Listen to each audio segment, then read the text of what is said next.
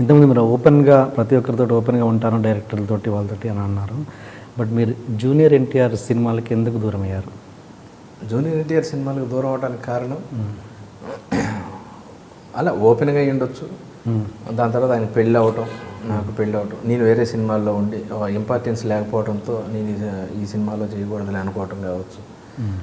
ఏదైనా చిన్న గ్యాప్ వచ్చిన మాట వాస్తవం. దానికి చుట్టుపక్కల క్యారెక్టర్లు హెల్ప్ అవుతాయి సార్ బాగా. మన ఆలోచనకి మనకు వచ్చిన ఒక డౌట్ను లేకపోతే మన సెంటిమెంట్లకి ఇది చేయటం, చుట్టూ ఉన్న ఎన్వైర్మెంటు వచ్చే వర్డ్ ఒకటి చెవిలో పెడితే తను కూడా ఆలోచిస్తారు, కానీ ఫోర్స్ ఎక్కువ ఉంటే సరేలే అంటారు. ఆయనకి అది లేకపోయినా ఆ చుట్టుపక్కల వాళ్ళు నన్ను కట్ చేసి ఉండొచ్చు. మంచి రిలేషన్ ఉండే సార్ తారక్తో నాకు. మంచి నేను ఆయన ఎలక్షన్లో ప్రచారానికి వెళ్ళినప్పుడు వాళ్ళు వేసిన ప్లాన్ అద్భుతం. ఇంత ప్రచారం ఇంత గ్యాప్లో ఆయనకి ఎంటర్టైన్మెంట్. ఆయన రోజు మాట్లాడి రోజు ఇదే చేయకుండా ఈ ఫ్రెండ్స్ అనేవాళ్ళు ఉంటే ఒక్కొక్కళ్ళు అంటే రోజు అందరు ఉన్న ఇబ్బంది. ఫస్ట్ సెక్టార్లో రాజీవ్ ఎంటర్ అవుతాడు, దాని తర్వాత సమీర్ ఎంటర్ అవుతాడు, దాని తర్వాత రఘు ఎంటర్ అవుతాడు. రఘు మొదటి నుంచి ఉన్నాడు పాపం. ఆయనంతా చేసిన స్పీచ్ని చేసి వెబ్సైట్లో పంపించాను. అందరు ఫ్రెండ్స్ అందరూ బాగా. నేను ఖమ్మం ఎంటర్ అయినప్పుడు నేను వస్తాలే అన్నా అని చెప్పి ఖమ్మంకి ఎంటర్ అయిన దగ్గర నుంచి ఖమ్మంలో అద్భుతమైన సభ జరిగింది, భారీ ఎత్తున పెద్ద మొత్తం. ఆ ప్రచారం దాంట్లో ఖమ్మం టాప్ అనమాట. ఎక్కువ మంది జనాలు, విపరీతమైన క్రౌడ్. పండగకి గ్యాప్ ఉండి బండి క్యారవాన్ ఏమో సర్వీస్ స్టేషన్ పంపించారు విజయవాడ. అందరం కార్లలో బయలుదేరాం. తారక్ గారి కారులో ఎక్కాలి, నేను ఎక్క అన్నాడు. నా బ్యాగు, నేను బ్యాగ్ తెచ్చుకున్నా, ఆ బ్యాగ్ వెనక కారులో ఉంది తెచ్చుకుంటా అంటే అది తెచ్చుకునే లోపు ఇంకొకళ్ళు ఎవరో ఎక్కారు, ఆ బండి బయలుదేరిపోయింది, ముందు వెళ్ళిపోయింది. అది మేము కొంచెం దూరం వెళ్ళిన తర్వాత ఓ బండి కింద పడి ఉంది. దిగి వెళ్తా ఉంటే ఇక్కడ ఒక పిచ్చి అతను ఉన్నాడు, బాగా డస్టీగా ఒక పిచ్చి అతను. ఆయనతో ఎవరో మాట్లాడుతున్నారు. మేము అటు వెళ్ళి ఆ బండి లాగా చూస్తే దాంట్లో తారక్ లేడు. ఎవరని చూస్తే ఆ బాగా డస్టీగా పైనుంచి కింద దాకా అసలు గుర్తుపట్టిన విధంగా తారక్ ఉన్నాడు. చూస్తే అదేంటన్నా ఎలా ఉన్నావు అంటే బ్లడ్ వస్తుంది. వెంటనే నా బ్యాగ్లో ఉన్న టవల్ చుట్టారు, మా బండిలో ఎక్కించుకున్నారు. సూర్యాపేటలో మా పెద్దక్క ఉంటారు, వాళ్ళకి ఐడియా ఉంటుంది ఏ హాస్పిటల్ మంచిదని ఐడియా ఉంటుందని వాళ్ళకి ఫోన్ చేసి ఎవరితో చెప్పొద్దు, ఇట్లా చిన్న యాక్సిడెంట్ అయింది, హాస్పిటల్కి వెళ్ళాలంటే పలానా ప్లేస్లో హాస్పిటల్ ఉందంటే వెళ్ళి హాస్పిటల్ని మొత్తం రౌండప్ చేసాం. మేమైతే పేషెంట్స్ కాకుండా మిగతా ఎవరు ఉన్నారో అందరినీ పక్కకు పంపించి ఎవరు ఉంది. తారక్ని చూడగానే డాక్టర్ చేతులు వణుకుతూ ఉన్నాయి ఈ స్టిచెస్ వేయడానికి. వాళ్ళ బ్రదరే ఒక డాక్టర్ ఉన్నాడు, ఆయన చిన్న ఫస్ట్ ఎయిడ్ చేసి అక్కడి నుంచి హాస్పిటల్కి తీసుకొచ్చాం. డైరెక్ట్ కిమ్స్కి తీసుకొచ్చేసారు. కిమ్స్కి ఆ ప్రాసెస్లో ఒక అతను సరదాగా నవ్వుతానో లేకపోతే సెటైర్కి గాను ఒక మాట అన్నాడు అనమాట, నువ్వు అడుగు పెట్టావు యాక్సిడెంట్ అయింది. నాకు కింద నుంచి మొత్తం షేక్ వచ్చింది బాడీ ఒకేసారి. కింద భూమి కదిలింది అంటారు కదా, ఏంది ఎంత మాట అనేసాడు అని నేను తిరిగి రీటర్ అవుట్ ఇచ్చాను.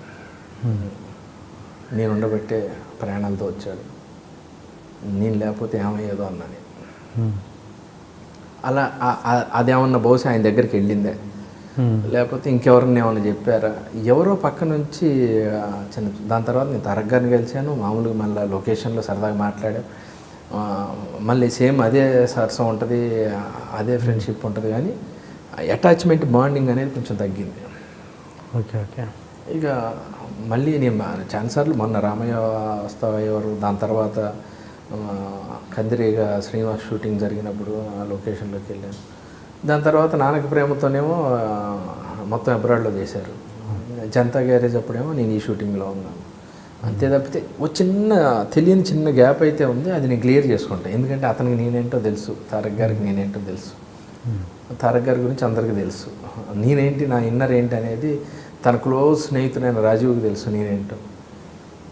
అలాంటిది ఏం లేదు, అదో జ్ఞాపకంగా అదో మాధుర్యం కోసం వచ్చిందేమో మా మధ్య, గ్యారంటీగా కలుస్తాం. అలాంటిది ఏం లేదు. మేము అంటే నేను అనేది మీరు అడిగిన దానివల్ల నేను అంటే ఏదో విడిపోయాం అనేది కాదు, చిన్న గ్యాప్ అయితే వచ్చింది, అది సర్దుకుంటాను.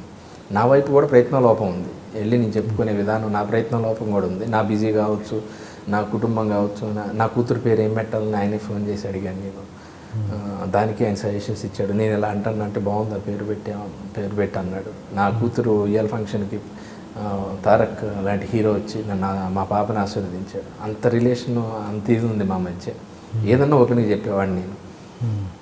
ఆయన సినిమా అందరూ అంటే రాజు ఒకడు డైరెక్ట్ ఓపెన్గా చెప్తాడు, మిగతా వాళ్ళు నన్ను అడుగుతారు అనేవాళ్ళు. నేను మాత్రం నా దగ్గరకు వచ్చినప్పుడు అడిగినప్పుడు తలకాయ ఉంచుకునేవాడిని, చెప్పంటే ఓపెన్గా చెప్పేవాడిని. అవన్నీ సరదాగా ఉంది. బాగా నవ్వుకున్న సందర్భాలు ఉన్నాయి. నరసింహుడు అనే సినిమా యాక్చువల్గా రిలీజ్ లేట్ అయింది. అందరం తారక్ వాళ్ళ ఇంట్లోనే ఉన్నాం సరదాగా. సినిమా రిజల్ట్ ఏంటి అన్న టెన్షన్లో ఉన్నాం. అంటే జనరల్గా ఏంటంటే అంత పెద్ద మాస్ హీరో సినిమా పొద్దున్నే పడిపోద్ది, ఫ్యాన్ షోలు అలాంటి. ఆ సినిమా కొంచెం లేట్ అయింది.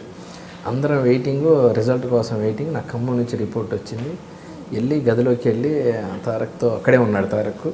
నేను చెప్తున్నా, అన్న కొంచెం బ్యాడ్ రిపోర్ట్ చెప్తున్నారు మన సినిమాకి, అది ఇదని చెప్తుంటే పేరు అనవసరం ఇంకో ఆర్టిస్ట్ వచ్చాడు, ఇంకో ఆర్టిస్ట్ వచ్చి, బాబు మీరు థియేటర్లో వాడి మెడ కనపడ్డప్పుడు అని అంటే పులి సౌండ్ వేస్తే ఉందంట బాబు అనగానే అలా ఉండి పక్కున నవ్వాడు ఒకేసారి.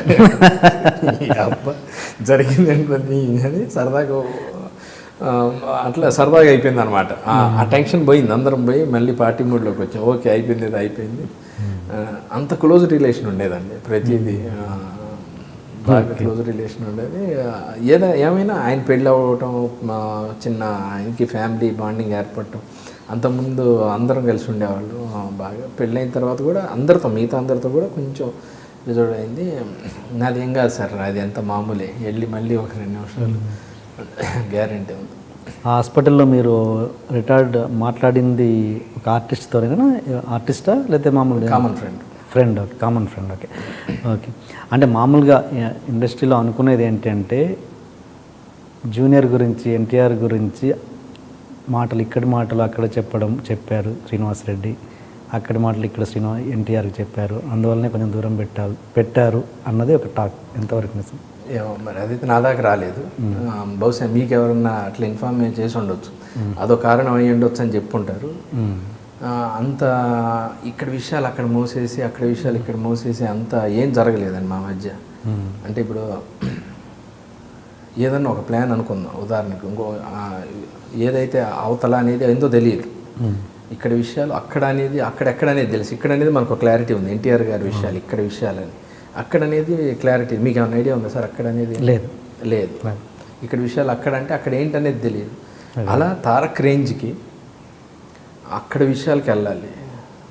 ఇక్కడ అనేది తారక్ రేంజ్ ఇదైతే దీన్ని మించి ఉండాలి అక్కడ అనేది. నాకు అంత అక్కడ ఉన్న పరిచయాలు ఏమి లేవు, మహా అంటే ఇక్కడే ఉంటాయి. ఇక్కడ విషయాలు ఇక్కడ చెప్పినంత మాత్రాన నేను పోయేది ఏం లేదు, ఇక్కడ ఒరిగేది ఏమి లేదు.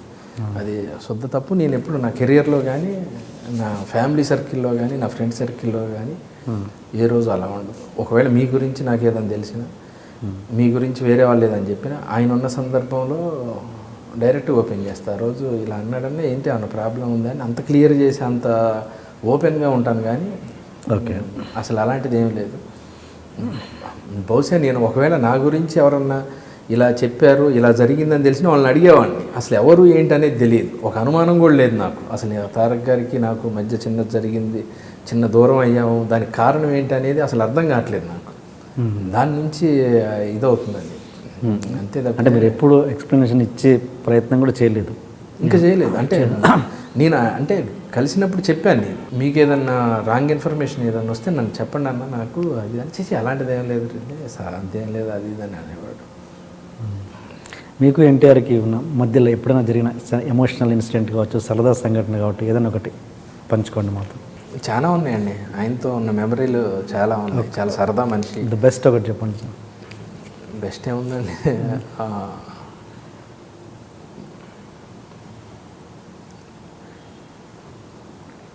యమదొంగలో ఆ సీన్ జరుగుతున్నప్పుడు సర్కిల్ అంతా అక్కడే ఉంది దాదాపు.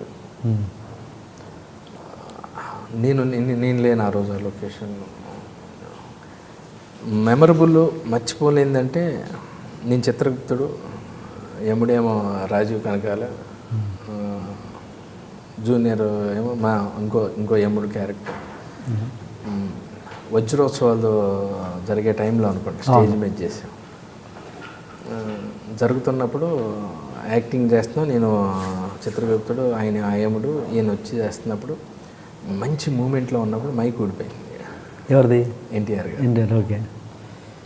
నేను అది చెప్పడానికి భయపడుతున్నా తారక్ చెప్పడానికి. నేను దాని మీదే ఉంది నాకు మైక్, నీ క్యారెక్టర్ మర్చిపోయా, నీ చిత్రగుప్తురాన్ని మర్చిపోయా, అయ్యో రాజీవ్ జల్దీ అంటే రాజీవ్ ఇంటెన్షన్ తీసుకొని ఒక నిమిషం అయిపోయింది అంటే మళ్ళీ పెట్టుకొని ఇంకోసారి చెప్పమంటారా అన్నాడు. విజిల్స్ గోల అసలు పులకరించిపోయింది, ఒకేసారి రోమాలను ఎక్కపరుచుకున్నాయి. ఒక డైలాగ్, ఒక పాట విన్నాడంటే ఇట్లా సినిమాలో పాట విన్నాడంటే పాట నాన్ స్టాప్ పాడుతాడు. ఆలోచన విధానం టేప్ రికార్డులో పెట్టి ఫార్వర్డ్ బటన్ కొడితే ఎంత ఫాస్ట్ వెళ్ళిపోద్దో అంత ముందు మనకన్నా ముందు ఆలోచిస్తాడు. చాలా మెమరీ, చాలా తెలివైనవాడు బాగా. ఇది అదే నమ్మకం, ఆ నమ్మకమే నాకు గ్యారంటీగా మళ్ళీ వెళ్ళి మాట్లాడితే ఒకసారి కూర్చొని ఓపెన్గా బట్టలు ఇప్పుకొని మాట్లాడితే మనసు ఇప్పుకొని అన్నీ జరిగి చాలా మెమరీస్ ఉన్నాయండి. ఒక ఎపిసోడ్ అవుతుంది. Any emotional thing? చాలా ఉన్నాయండి ఎమోషన్స్. ఆయన లైఫే ఎమోషన్తో స్టార్ట్ అయింది. క్రికెట్ ఆడుతూ ఉండేవాళ్ళం మధురానగర్లో రాజీవ్ వాళ్ళ ఇంట్లో. అంబాసిడర్ కార్ వేసుకొని వచ్చాడు ఒకసారి, అందరినీ సరదాగా రమ్మన్నాడు. లేదు తారక్ చిన్న పని ఉందని రాజీవ్ ఏదో అన్నాడు.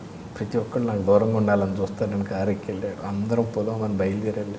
ఒక అరగంట సేపు చిన్న ఎమోషన్, దాని తర్వాత మళ్ళీ మామూలు. చాలా ఎమోషనల్ మనిషి. స్పందించే హృదయం అంటారు కదా, ఎవరికన్నా ఏదన్నా అయిందన్నా కానీ వెంటనే రెస్పాండ్ అవుతాడు. తన ఫ్యాన్స్కి ఏదైనా జరిగిందన్నా, ఎవరికన్నా ఏదైనా ప్రాబ్లం వచ్చిందన్నా, తనకి యాక్సిడెంట్ జరిగిన ప్లేస్లో సైడ్ అది పెట్టించడం కానీ అన్నీ బాగా ఎమోషనల్గా బాగా ఇది తనకి అన్నీ బాగా తెలుసు. అది ఎలా అయిందండి యాక్సిడెంట్? యాక్చువల్గా అది డీప్ కర్వ్ సార్. తను అంటే ఆ ప్లేస్లో ఇలా ఇలా ఇలా ఉంటుంది అన్నమాట. అప్పటికి మ్యాక్సిమం తీసుకున్నాడు. ఆ టర్నింగ్లో సఫారీ కరెక్ట్గా కట్ అయ్యే టైంకి ఇట్లా కొట్టేసింది. పక్కనే పెద్ద బాగుంది సార్. అంటే దేవుడు ఉన్నాడంటారు. అదే కొంచెం ముందు కట్ అయితే డైరెక్ట్ బావిలో పడేది బండి వెళ్ళి. లోన్ ఇంకా ఉన్నారు, ఒకళ్ళిద్దరు ఉన్నారు. రాజీవ్ రోల్ అయ్యాడు లోన్. ఇంకో పెద్ద అని మా ఫ్రెండ్ ఒక ఆయన ఉన్నారు, ఆయనకు కూడా తలకి దెబ్బ తగిలింది. తారక్కేమో ఇక్కడ స్టిచ్చెస్ పడ్డాయి. ఆ టైంలో అది జరగకూడదు జరిగింది. ఎనివే మళ్ళీ మీరు కలిసి సినిమాలు పనిచేయాలని చేస్తాం సార్, అలాంటిది ఏం లేదు, సమస్య లేదు. తారక్ గారితో అంటే తారక్ అంటానికి కూడా రావట్లేదు. ఎక్కువ అన్న అని పిలుస్తూ ఉంటాను నేను, చిన్నోడైనా కానీ. ఎందుకంటే సార్ చుట్టుపక్కల ఆయన పెద్ద హీరో. అలా మాట్లాడిన వాళ్ళందరూ కూడా కొందరు ఇదే ఏం తారక్ ఏంటి అన్నోళ్ళు అందరూ కూడా పక్కన కూర్చున్నోళ్ళే. ఎందుకంటే ఆయన ఇమేజ్ కానీ పబ్లిక్లో మీకు తెలుసు, నేనేంటో నాకు తెలుసు. అయినా కానీ మనం బయట మన ఇద్దరం బాగా ఫ్రెండ్స్ అయినప్పుడు, మనం మామూలుగా బయట ఉన్నప్పుడు ప్రొఫెషనల్లో ఉన్నప్పుడు టీఎన్ఆర్ గారు ఏంటండి అన్న, మీరు శ్రీనివాస్ రెడ్డి గారు అన్నారు, లేకపోతే సారో లేకపోతే అన్నో, నాకన్నా చిన్నోడైనా అన్నా కానీ నేను ఏంటన్నా అది కాదన్నా అంటా ఉంటా, అన్న అది ఆ టచ్ ఉందండి మా మధ్య. అలాంటిది ఏం లేదు. సినిమా చూపిస్తాను, షో వేసి పిలిచి కూర్చోబెట్టి సినిమా చూడండి అని చెప్పి చూపిస్తాను. గీతాంజలి చూసారా? చూశారు. దాని తర్వాత మాట్లాడాడు, బాగా చేసావు అన్నారు. ఆయన అంటే తెలుసుగా ఆర్టిస్ట్గా నేనేంటో తెలుసు. నాకెందుకో గీతాంజలి రెగ్యులర్గానే ఉంటుంది సార్. అంత అంటే చిన్న అలా ఉంటుంది. కానీ నా క్యారెక్టర్ నేనేంటో ఒకసారి గట్టిగా ఒక తారక్ని పిలిచి కానీ, ఒక రవితేజ గారిని, ఒక బన్నీని పిలిచి, ఇలాంటి వాళ్ళకి పెద్ద వాళ్ళని దిల్ రాజు గారిని పిలిచి, పిఏ గారిని పిలిచి, ఇలాంటి వాళ్ళందరినీ పిలిచి చూపించాల్సిన సినిమా జయమ్మని ఇచ్చాము సార్. కొంచెం దీన్ని చాలా స్కోప్ ఉంది. ఒక ఇది ఉంటుంది. కోన గారు గీతాంజలి అందరూ చూపించారు. ఎందుకంటే ఆయన హ్యాండిల్ చేసిన ప్రాజెక్ట్. నేను సినిమాని హ్యాండిల్ చేస్తే ఎలా ఉంటుంది అనేది ఆయన నిరూపించుకున్నారు. నేను ఆర్టిస్ట్గా నాకు ఇది బాగుంటుందని నేను చూపించాల్సిన సినిమా జయమని ఇచ్చేవారు.